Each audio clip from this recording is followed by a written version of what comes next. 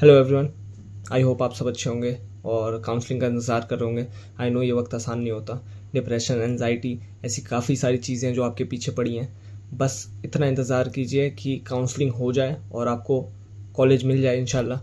और हम आज बात करेंगे कि कैसे काउंसलिंग प्रोसेस की जाती है CGDME की लेवल पे, और कैसे हमें प्रिकॉशंस लेने चाहिए, क्या क्या रूल्स हैं, क्या सिक्योरिटी अमाउंट्स होते हैं, क्या रजिस्ट्रेशन अमाउंट्स होते हैं, कब लैप्स कर जाते हैं और कब हमें ध्यान रखना है कि कब लैप्स कर जाएगा और कब लैप्स नहीं करेगा, और हमें बॉन्ड अमाउंट क्या होते हैं, कब हम कॉलेज छोड़ते हैं तो वापस कितने अमाउंट्स देने होते हैं, किस कैटेगरी को देने होते हैं, कौन कौन एलिजिबल होते हैं। हम ये सारी बातों पे चर्चा करेंगे। Without wasting your time, let's get start.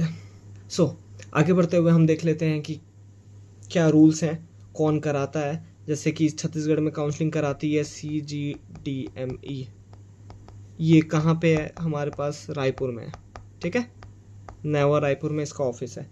क्या रूल्स हैं, कैसे एलिजिबिलिटी क्राइटेरिया क्या है, कौन बच्चे हैं जो छत्तीसगढ़ में एलिजिबल हैं एडमिशन लेने के लिए मेडिकल कॉलेजेस में, ठीक है। 82% सीट्स हमारे पास फॉर छत्तीसगढ़ डोमिसाइल बच्चों के लिए है गवर्नमेंट कॉलेज में, ठीक है। 82% सीट्स कितनी होती है? 1207 सीट्स, ठीक है, जो कि गवर्नमेंट सीट्स हैं टोटली। और ये 82% टोटल सीट्स 100% होती है। 100% सीट्स में 50% सीट्स जो होती है वो ऑल इंडिया के बच्चों के लिए होती है, अदर स्टेट के बच्चों के लिए होती है।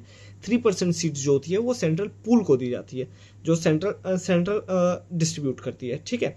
CG डोमिसाइल जिनके पास है वो 82% सीट्स के लिए एलिजिबल है, ठीक है। अब आगे बढ़ते हुए हम मैनेजमेंट कोटा और NRI के लिए देखते हैं। मैनेजमेंट कोटा और NRI कोटा हमारे पास प्राइवेट कॉलेजेस में होती है, ठीक है, प्राइवेट कॉलेजेस में होती है। और ये दोनों के लिए हमारे छत्तीसगढ़ के बच्चे एलिजिबल होते हैं, और होते ही नहीं, यहाँ पे कैटेगरी वाइज भी एलिजिबल होते हैं। बट अदर स्टेट के बच्चे सिर्फ और सिर्फ अनरिजर्व सीट्स के लिए एलिजिबल होते हैं फॉर NRI कोटा और मैनेजमेंट कोटा। बट स्टेट के बच्चे, छत्तीसगढ़ के बच्चे हमारे पास रिजर्व कैटेगरी के लिए भी हो सकते हैं मैनेजमेंट कोटा और NRI कोटा में। जैसे कोई बच्चा OBC का है, ठीक है, और वो अदर स्टेट का है, छत्तीसगढ़ का नहीं है, ओके, छत्तीसगढ़ का नहीं है, तो वो एडमिशन छत्तीसगढ़ के प्राइवेट कॉलेज में कैसे लेगा? मैनेजमेंट कोटा में एज ए UR बन के, वो रिजर्व नहीं होगा। लेकिन अगर बच्चा स्टेट का है, उसके पास छत्तीसगढ़ का डोमिसाइल है, और वो OBC का बच्चा है या ST का बच्चा है, SC का बच्चा है, तो उसके लिए रिजर्व सीट्स पहले से रखी हुई हैं। बट ऐसा अदर स्टेट के बच्चों के साथ नहीं होता, ठीक है। तो ये हमारे पास प्राइवेट एडमिशन के लिए हो गया। अब दूसरी क्राइटेरिया है कि वो बच्चा पास होना चाहिए PCB और इंग्लिश में। पास ही नहीं, 50% आना चाहिए UR में, और 40% आना चाहिए OBC, ST, SC में। तब वो जाके छत्तीसगढ़ के सीट्स के लिए एलिजिबल होगा। मिनिमम एज क्राइटेरिया है अपने पास 17 ईयर, और मैक्सिमम एज क्राइटेरिया हमारे पास नहीं है। कितने भी एज का बंदा हो सकता है, टिल इन्फिनिटी, ठीक है। अब प्रोसेस ऑफ काउंसलिंग कैसे होती है? छत्तीसगढ़ DME अपने लेवल पे कैसे काउंसलिंग कराती है? पहले हम रजिस्ट्रेशन देख लेते हैं। अभी रजिस्ट्रेशन का आया नहीं है। आपको मैं बता दूं कि MCC जो है वो 21 अगस्त से स्टेट का काउंसलिंग का डेट अनाउंस कर चुकी है। बट छत्तीसगढ़ में ऐसा कभी नहीं हुआ है जब ऑल इंडिया की काउंसलिंग का जो MCC है वो डेट दे दे और छत्तीसगढ़ उसी डेट पे मान जाए, ठीक है। तो मुझे पूरा यकीन है कि 21 अगस्त से तो चालू नहीं हो रहा, ओके। अब रजिस्ट्रेशन अमाउंट क्या है? रजिस्ट्रेशन अमाउंट UR और OBC के लिए 1000 रुपीज़ है, ठीक है, और ST SC के लिए 500 रुपीज़ है। वहीं NRI के लिए हमारे पास रजिस्ट्रेशन फीस है वो 10,000 रुपीज़ है, ओके। सिक्योरिटी अमाउंट क्या होती है? सिक्योरिटी अमाउंट वो अमाउंट होती है कि बच्चे CGDME मेक श्योर कि बच्चे सीट्स को होल्ड ना करें, वो डरे, पैसा भरे हैं तो वो लैप्स कर जाएगी। अब मैं आगे जाके बात करूंगा कि लैप्स कैसे करती है और क्या क्या सिनारियो होती है जिसमें पैसे लैप्स कर जाते हैं, ठीक है। अब कितने अमाउंट्स होते हैं? सिक्योरिटी अमाउंट्स कितने होते हैं? गवर्नमेंट कॉलेज में हमारे पास UR कैटेगरी के लिए 10,000 रुपीज़ होती है, ओके। OBC ST SC के लिए 5,000 रुपीज़ होती है फॉर गवर्नमेंट कॉलेज, ठीक है। वही प्राइवेट कॉलेज में हमारे पास यही चीज़ 1 लाख रुपये हो जाती है फॉर प्राइवेट कॉलेजेस, और यहाँ पे कोई कैटेगरी वाइज पैसे डिस्ट्रीब्यूटेड नहीं है। खास बात यह है कि EWS कैटेगरी प्राइवेट कॉलेजेस में नहीं होती है। कैसे होगी? इकोनॉमिक वीकर सेक्शन आपको कह रहे हैं, और आपको प्राइवेट कॉलेज में हम वैसे आपको 10% रिजर्वेशन भी दे देंगे, ये तो फिर बात ही नहीं हुई जस्टिस की, ओके, अब अगला प्रोसेस होता है रजिस्ट्रेशन के बाद फॉर्म, चॉइस फिलिंग और चॉइस लॉकिंग। पहले फॉर्म फिलअप होती है, उसके बाद चॉइस फिलिंग होती है और फिर चॉइस लॉकिंग होती है। चॉइस लॉकिंग ऑटोमेटिक भी होती है और आप खुद भी लॉक कर सकते हैं, ठीक है।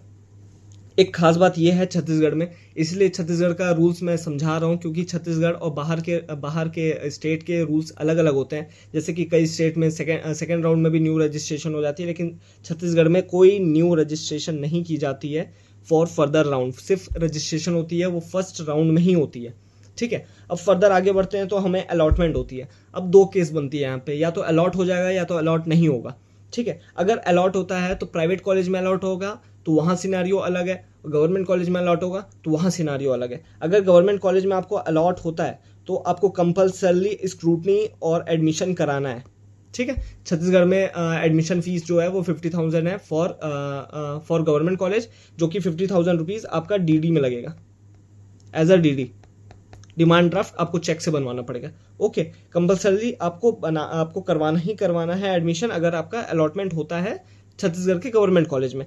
अगर प्राइवेट कॉलेज में एडमिशन होता है तो आप फ्री हैं, आपके ऊपर है कि आपको एडमिशन लेना है कि नहीं लेना है, स्क्रूटनी कराना है कि नहीं कराना है। अगर आप स्क्रूटनी कराना है तो वहाँ पे एडमिशन लेना पड़ेगा, ठीक है। लेकिन आपका प्राइवेट कॉलेज में आपको कोई दिक्कत नहीं होगा फर्दर राउंड में। लेकिन अगर आपको अपग्रेडेशन के लिए जाना है फॉर गवर्नमेंट कॉलेज, आपको पहले राउंड में गवर्नमेंट कॉलेज अलॉट कर दी गई है और आपको सेकंड राउंड में और अच्छा कॉलेज चाहिए, तो उसके लिए आपको पहले एडमिशन लेना पड़ेगा, उसके बाद फॉर फर्दर राउंड आपको अपग्रेडेशन के लिए जाना पड़ेगा, ठीक है। लेकिन प्राइवेट कॉलेज में आप ऐसे कर सकते हैं कि आपको कॉलेज फर्स्ट राउंड में मिल गया, मान लीजिए हमको सिम्स मिल गया, शंकराचार्य मिल गया और I am not happy with it, ठीक है, तो मैं उसको छोड़ दूंगा और मैं अगले राउंड में बिलासपुर कह रहा हूँ, मैं अगले राउंड में श्री बालाजी और रिम्स के लिए जा सकता हूँ। और इस साल रवतपुरा और हमारे पास अभिषेक मिश्रा मेमोरियल कॉलेज भी है 50 सीट्स और 150 सीट्स के साथ, ठीक है। लेकिन यहाँ पे भी एक कैच है कि आप अगर जो कॉलेज फर्स्ट राउंड में छोड़ रहे हैं, मान लीजिए आपको फर्स्ट राउंड में शंकराचार्य मिला है,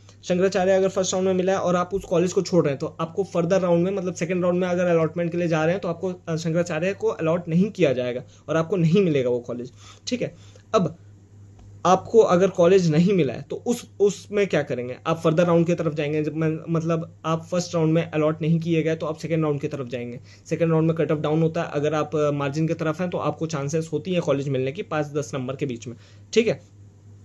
इसमें अगर आपको फर्स्ट राउंड में अलॉट नहीं किया गया तो आपका अमाउंट अभी भी सिक्योर है, अगर रिफंड कर दिया जाएगा, ठीक है। अगर आपको अलॉट कर दिया गया और आप एडमिशन भी ले लिए, जैसे गवर्नमेंट कॉलेज में आपको अलॉट कर दिया गया और आप एडमिशन भी ले लिए, तो आपको भी पैसा रिफंड कर दिया जाएगा। लेकिन अगर आपको कॉलेज नहीं मिला है तो आपको पैसा रिफंड कर दिया जाएगा और फ्री एग्जिट करना चाहते हैं तो भी आपको पैसा रिफंड कर दिया जाएगा। बट फ्री एग्जिट कब होता है छत्तीसगढ़ में, मैं आगे जाके बात करूंगा छत्तीसगढ़ में फ्री एग्जिट कब होता है।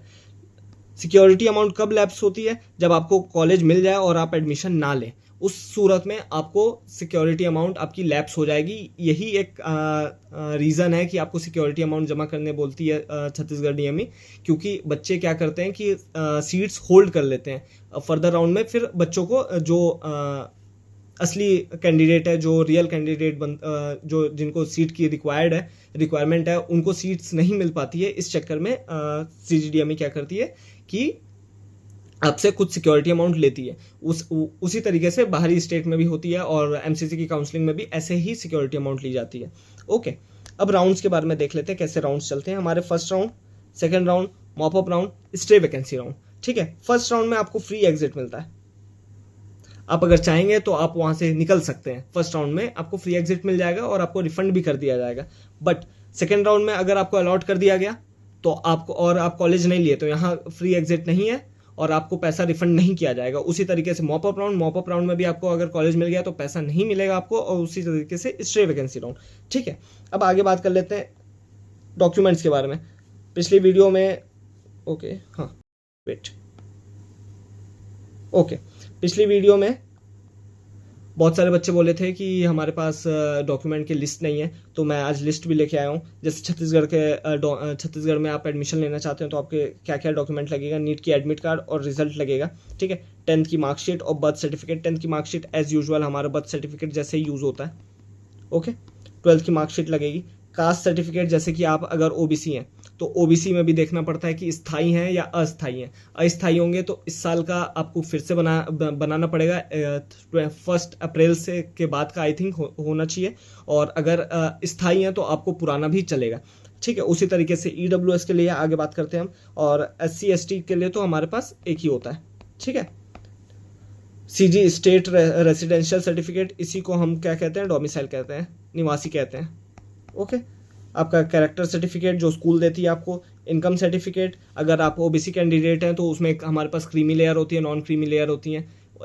जो रूल्स होते हैं अब जो रूल्स होते हैं ओबीसी के लिए वो अलग होते हैं, जैसे कि ओबीसी में क्रीमी लेयर होती है, नॉन क्रीमी लेयर होती है। अगर आप नॉन क्रीमी लेयर में हैं तो आपको एज अ यूआर ट्रीट किया जाएगा, ठीक है। इनकम सर्टिफिकेट इसलिए रिक्वायरमेंट है। पीडब्ल्यू सर्टिफिकेट, अगर आप एलिजिबल हैं तो पीडब्ल्यू सर्टिफिक लगेगा। फ्रीडम फाइटर के लिए भी आप एलिजिबल है तो उसका सर्टिफिकेट लगेगा। अलॉटमेंट लेटर जो सीजीडीएमई आपको भेजेगी after processing of counselling, okay. Aadhaar card और फोटोज लगेंगे कुछ। ईडब्ल्यूएस सर्टिफिकेट इंपॉर्टेंट है। ईडब्ल्यूएस सर्टिफिकेट हर फाइनेंशियल ईयर का लगता है, ऐसा नहीं कि आपके पास पिछले साल का या उससे पिछले साल का है तो इस साल भी एलिजिबल होंगे आप उसके लिए। हर साल के लिए 1 अप्रैल के बाद का आपके पास ईडब्ल्यूएस सर्टिफिकेट होना चाहिए, ओके।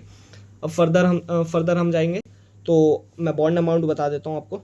बॉन्ड अमाउंट कैसे चलता है, बॉन्ड अमाउंट हमारे पास एमबीबीएस में 25 लाख फॉर यूआर होता है, 20 lakh for ST SC OBC होता है। 5 लाख हमारे पास यूआर बीडीएस में 5 लाख होता है यूआर के लिए, 3 लाख होता है एसटी एससी ओबीसी के लिए। अब रूरल बॉन्ड बहुत सारे लोग बोलते हैं कि बीडीएस में रूरल बॉन्ड होते हैं। रूरल बॉन्ड बीडीएस में नहीं दिया जाता है। रूरल बॉन्ड सिर्फ 2 साल का होता है और सिर्फ फॉर एमबीबीएस होता है, ठीक है। अगर आप 2 साल के लिए सर्व नहीं करते हैं गवर्नमेंट को तो आपको 25 लाख पे करना पड़ेगा फॉर यूआर और 20 लाख पे करना पड़ेगा एसटी एससी ओबीसी हैं तो आप, सॉरी हाँ ओबीसी हैं तो आप, ठीक है। आई थिंक आप सारे सिनारियो समझ गए होंगे और क्या क्या कॉन्सिक्वेंसेस हो सकते हैं आपके साथ, ये सारी चीज़ें समझ गए।